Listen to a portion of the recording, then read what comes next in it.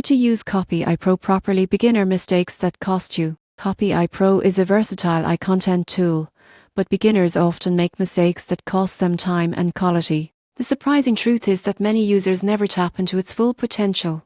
The first mistake is relying on vague prompts. Copyai performs best when given clear, specific instructions. Instead of typing, write a blog post. Provide context like topic, audience, tone, and desired length. This ensures the app produces content aligned with your goals from the start.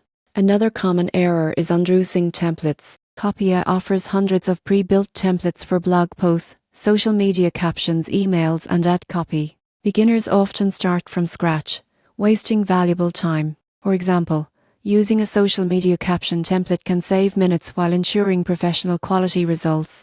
Beginners also neglect the brainstorming features. Copyai can generate content ideas, product descriptions, and headlines quickly. Skipping this step means missing opportunities for creativity and audience engagement. For instance, generating multiple headlines at once allows you to pick the most attention-grabbing option. A fourth mistake is ignoring tone and style settings. Copyai allows you to adjust tone from professional to casual, fun, or witty. Not using this feature can result in content that feels inconsistent or misaligned with your brand voice. Finally, many users fail to iterate on outputs.